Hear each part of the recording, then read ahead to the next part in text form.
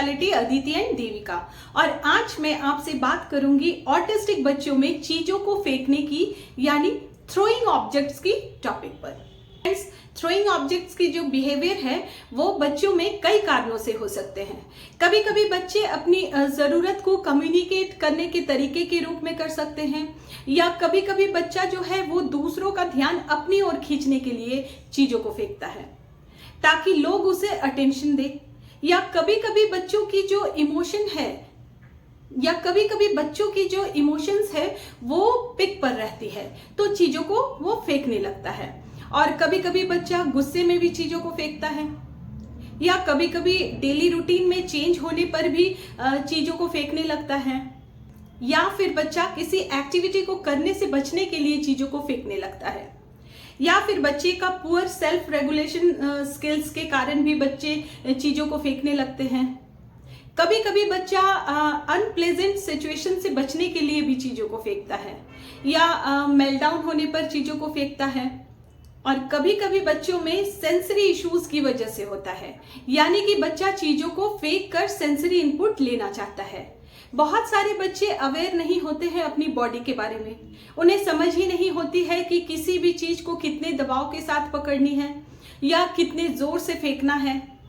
कभी कभी बच्चा चीज़ों को इसलिए भी फेंकता है कि फेंकने से जो साउंड्स निकलते हैं वो सुनना बच्चे को अच्छा लगता है, या फिर कभी कभी बच्चा किसी चीज को फेंक कर उसे घूमता हुआ देखना पसंद करता है।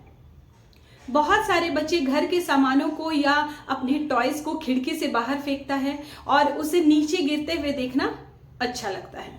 और अगर माँ आकर बच्चों को डांटती है तो बच्चे इसे एंजॉय करते हैं। फ्रेंड्स, चीजों को फेंकना बच्चों के लिए एक फन एक्टिविटी है।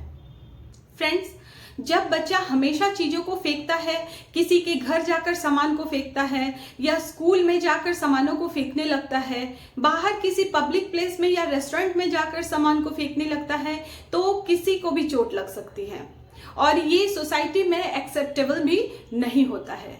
और फिर हमें समझ नहीं आता है कि आखिर बच्चा ऐसा व्यवहार क्यों कर रहा है। तो फ्रेंड्स, हमें उस क्यों को ही समझने की आवश्यकता है और इस क्यों को समझने से ही समस्या का सुधार संभव हो सकता है। तो आइए अब जानते हैं हम इसे कैसे ठीक करें। फ्रेंड्स, इसके लिए सबसे इजी वे है डायरी मेंटेन करना।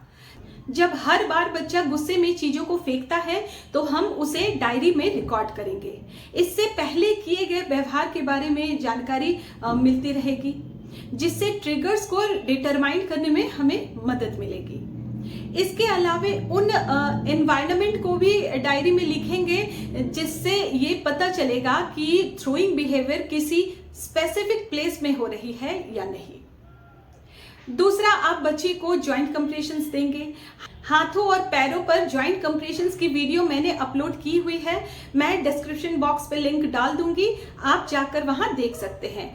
कंप्रेशंस देने के लिए बच्चे को आप लिटाकर जिम बॉल से बॉल प्रेस करेंगे, यानी कि कंप्रेशंस देंगे। इससे बढ़े हुए बिहेवियर को कम करने में हेल्प मिलेगी। इसके अलावा हम बच्चे को व्हील बैरो वॉकिंग करा सकते हैं। इसका मतलब बच्चा अपने हाथों पर चलता है, हम उसके पैरों को पकड़ते हैं और बच्चा अपने हाथों पर चलता है। या हम बच्चे को पुलिंग पुशिंग एक्टिविटी करा सकते हैं, वॉल पर पुश करा सकते हैं, या जिम बॉल को वॉल पर लगाकर बॉल को पुश कर सकते हैं। और पुलिंग के लिए आप एक रस्सी लेंगे, उसके एक साइड बच्चा और दूसरे साइड आप रहेंगे और दोनों अपनी ओर रस्सी को खींचेंगे। लेकिन यहाँ ध्यान देंगे कि बच्चे को किसी फैमिली मेंबर के साथ ही रखेंगे ताकि अगर बच्चा रस्सी छोड़ दे तो गिर ना जाए। कभी कभी बच्चा दूसरों का ध्यान अपनी ओर खींचने के लिए भी थ्रोइंग बिहेवियर शो करता है, तो उस वक्त मम्मा जाकर डांटती है और जब माँ चिल्लाकर डांटती है तो बच्चे को मजा आता है, बच्चा इसे एंजॉय करता है। ASD वाले बच्चों में अक्सर इमोशंस और सिग्नल्स जो है वो मिक्स्ड होते हैं, इसलिए बच्चा बार बार ऐसा बिहेवियर रिपीट करता है। तो यहाँ पर फ्रेंड्स, अगर बच्चा अटेंशन की वजह से कर रहा है तो हम वहाँ अगर बच्चा कितना भी सामान फेंके हम उस टाइम चुप ही रहेंगे, अटेंशन नहीं देंगे। और ये फैमिली का हर एक मेंबर करेगा, क्योंकि अगर फैमिली का कोई एक मेंबर उसे डांट दिया मतलब बच्चे को अटेंशन मिल गया। इसलिए जब बच्चा थ्रोइंग बिहेवियर शो कर रहा है तो कुछ नहीं बोलना है, बस उसके आसपास से जितने भी सामान है उसे उठाकर वहां से ले जाए और दूसरे रूम में रख दे। और जब बच्चा देखेगा कि कोई भी उसे अटेंशन नहीं दे रहा है, धीरे धीरे बिहेवियर भी जो है वो खत्म होने लगेगा। और जो बच्चा सामान या टॉयज ऊपर से नीचे फेंकता है तब भी आप बच्चे को अटेंशन नहीं देंगे, आप शांत रहेंगे और बच्चे से कहेंगे कि एक बाल्टी लो और मेरे साथ नीचे चलो। और जब बच्चा आपके साथ नीचे जाएगा तो देखेगा कि जिन वस्तुओं को ऊपर से नीचे फेंका था वो गिरा हुआ है। अब आप बच्चे से कहेंगे कि सामान उठाओ और बाल्टी में रखो। सामान टूट गया है और जो सामान टूट गया है उसे उठाओ और डस्टबिन में डालो। बच्चा देखेगा कि सामान टूट गया है। इससे क्या होगा कि बच्चा या धीरे धीरे समझ आएगा कि उसने जो किया है उसका परिणाम ये हो सकता है कि अब वो सामान टूट गया, अब वो नहीं मिल सकता। और जो सामान ठीक है उसे बाल्टी में रखने के लिए बोलेंगे।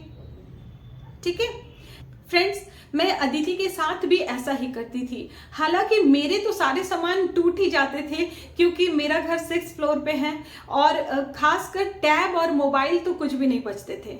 बाकी सॉफ्ट टॉयज ठीक रहते थे तो उसे बाल्टी में उठा कर ले आते थे। और जो भी सामान टूट जाते थे उसे मैं अदिति को बार बार दिखाती थी, खासकर मोबाइल उसे मैं उठा कर ले आती थी। और किचन का जो भी आइटम होता था वो मैं अदिति के हाथ से ही डस्टबिन में डाल देती थी। लेकिन इसमें भी मुझे टाइम लगा था, बट बार बार ऐसा करते करते उसे समझ आ गया था कि इससे खुद की भी टॉयज टूट जाती है और वो दोबारा नहीं मिलती। और नेक्स्ट आप ये कर सकते हैं कि जिस वक्त बच्चा सामानों को फेंक रहा है आप इमिडिएटली उसके हाथ में एक बॉल दे देंगे और इस तरीके से कहेंगे, थ्रो द बॉल, देखो मैं कैसे थ्रो करती हूं, अब तुम भी करो। ओह, अदिति तो स्कूल में भी ऐसे ही बॉल को थ्रो करती है। फ्रेंड्स, इस तरीके की एक्टिविटी को करते करते आप ये नोटिस करेंगे कि विद इन 1 मंथ बच्चे की थ्रोइंग हैबिट धीरे धीरे कम होने लगी है। तो फ्रेंड्स, आज वीडियो को यही एंड करती हूँ। आशा है आपको ये वीडियो पसंद आई। अगर वीडियो पसंद आई तो प्लीज एक लाइक और शेयर करें ताकि दूसरे बच्चों को भी हेल्प मिले, और चैनल को सब्सक्राइब करें और बेल बटन को प्रेस करें ताकि वीडियो की पहली नोटिफिकेशन सबसे पहले आप तक पहुंचे। मिलती हूँ अगले वीडियो में, तब तक के लिए बाय बाय।